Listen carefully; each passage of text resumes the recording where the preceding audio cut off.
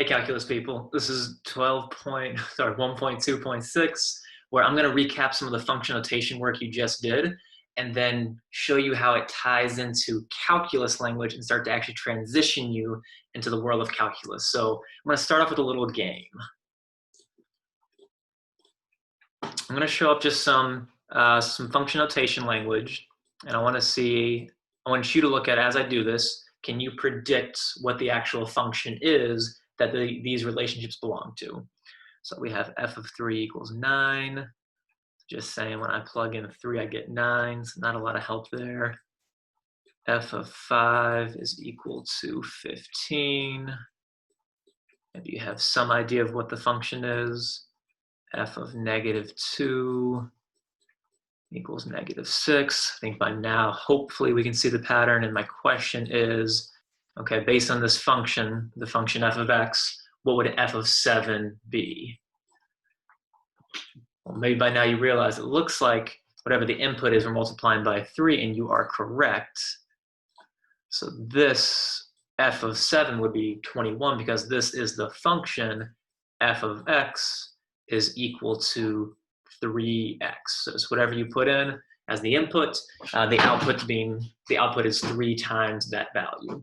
I'm going to stop sharing for a quick second and share again. Now this is a function you all are very familiar with. I meant to share my Desmo screen, but I am a bit unprepared.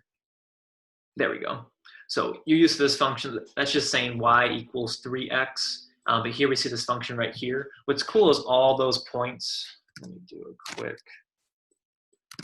get out of the way, get out of the way, get out of the way, then go away.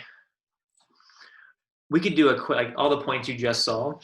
If I actually type in Desmos f of 3, it tells you that 9 is the output because the function is defined as f of x equals 3x. That means the point 3,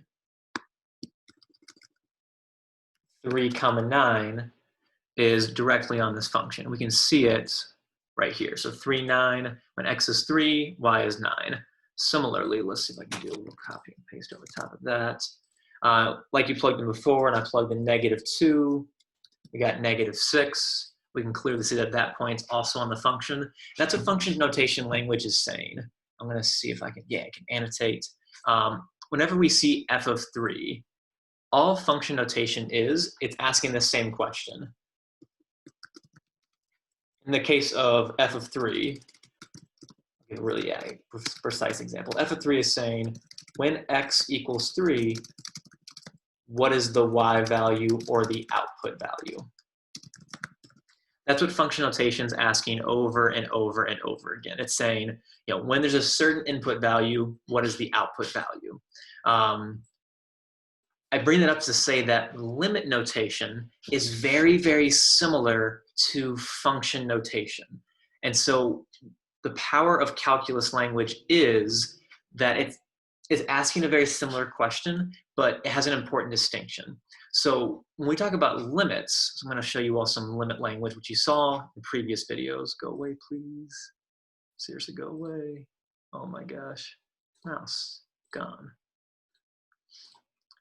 So calculus might analyze, instead of saying when x equals 3, calculus language might ask this. Okay, what's the limit as x approaches 3 of the function f of x? I want to be clear about what this is saying. LIM just stands for limit, and it's asking this question of, okay, if x equals 3 right here, as I get closer and closer to that x value from smaller values, as I get closer and closer to that x value from larger values, it's asking the same question, what is the y value?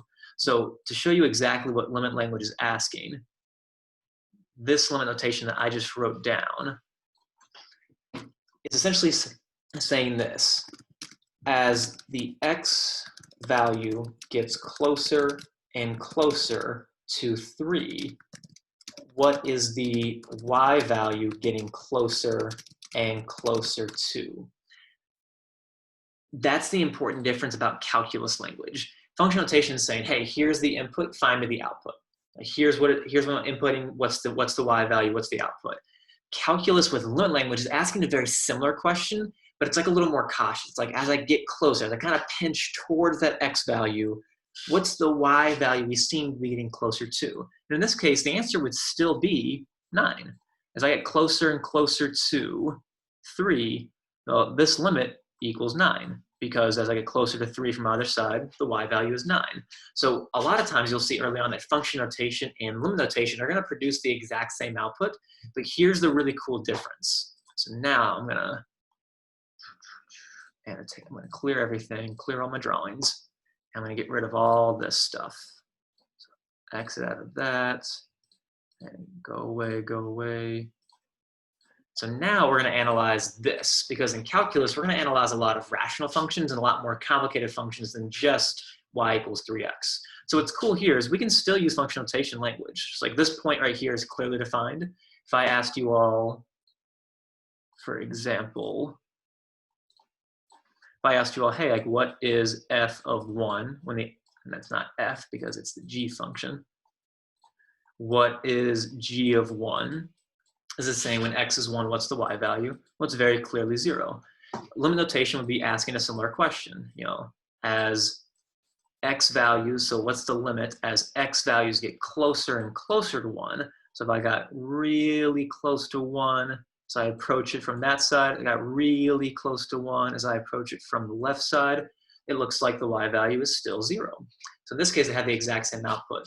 What's really powerful, though, about limit language is, let's say I asked you all, what is g of 2? And if you look to plug in here, I plug in 2, you might have noticed the bottom, the denominator is factorable, the x plus 2, x minus 2. So if you plugged in 2, you would end up having 3 over 0, and that's an impossible expression. Function notation kind of fails us here. I can't get an answer. But what's really powerful about limit language is that I can get an answer by analyzing this question. What's the limit as x approaches 2 of the function g of x? Now, unfortunately, I picked a kind of a bad early example because this limit itself would actually say does not exist, which is pretty unsatisfying. And I'm kind of not showing off the beautiful power of limits, but I will in my next 2 videos. And that's what we're going to do in these next 2 videos, is we're going to actually show off that limit notation language has it has more to it than function notation. It offers us more tools to analyze functions and things in motion. So that's what's going to be happening in the next 2 videos. If you have any questions, as always, just let me know.